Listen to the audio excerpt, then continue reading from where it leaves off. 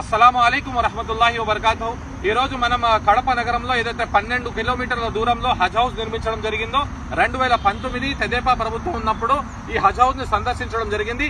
నాతో పాటు మా పెద్దలు ఏదైతే ఖలీల్ గారు, జాకిర్ హుస్సేన్ గారు, జహీర్ గారు మరియు మాసూమ్ అలీ గారితో కలిసి ఏదైతే ఈ హజ్ హౌస్ గురించి మేము ప్రత్యేకంగా ఎన్నోసార్లు ఇక్కడికి రావడం జరిగింది। కానీ ఈసారి మన ప్రజల ముందు మేము పెట్టే వర్షన్ ఏమిటంటే, విడవమంటే పాముకు కోపం, కరవమంటే కప్పకు కోపం అన్న చందంగా మీరు చూస్తే ఈ హజ్ హౌస్ ఎలా అన్యాక్రాంతం అయిపోతుంది, శిథిలావస్థకు చేరుతుంది।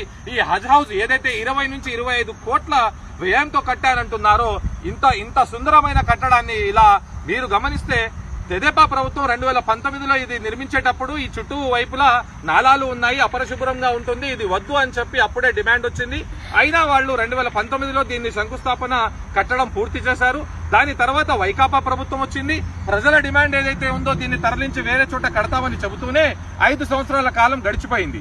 అయితే ఇప్పటి వరకు కూడా ఈ హజ్ హౌస్ కు మళ్ళీ తెదేపా, జనసేన, బీజేపీ అధికారంలో వచ్చి ఎటువంటి కార్యాచరణ చేయకపోవడం, చంద్రబాబు నాయుడు గారు ఏదైతే సూపర్ 6 అంటూ మైనారిటీలకు హామీలు ఇస్తున్నారో ఆ హామీలను వారు గుప్పించేటప్పుడు ఈ హజ్ హౌస్ ను కూడా మరలా స్టార్ట్ చేస్తాను, కట్టింది నేనే, దీన్ని మళ్ళీ పునర్ప్రారంభించింది నేనే అన్నారు।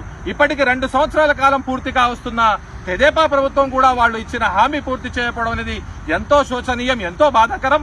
మొత్తం ఆంధ్రప్రదేశ్ లో మనం విజయవాడ నుంచి వెళ్తున్నారు హజ్ హౌస్ కి అని చెప్పుకుంటారు, కానీ 26 జిల్లాలు, ఇప్పుడు కొత్తగా 2 జిల్లాలు విభజించిన తర్వాత 28 జిల్లాలలో కూడా సరైన హజ్ హౌస్ అనేది ముస్లింలు ఎంతో పవిత్రంగా సంవత్సరానికి ఒకసారి వాళ్ళు ఫర్జ్ గా వెళ్లే హజ్ కి ప్రభుత్వం ఇటువంటి ఏర్పాట్లు కల్పించకుండా మేము ముస్లిం మైనారిటీల పక్షపాతి అంటే మేము ముస్లింల పక్షపాతి అంటున్నారు, కానీ ముస్లింల గురించి మాత్రం ఎంతో పవిత్రంగా భావించే హజ్ కి సంబంధించి ఈ హజ్ హౌస్ నిర్మాణంలో ప్రభుత్వం వెంటనే ఒక నిర్ణయం తీసుకొని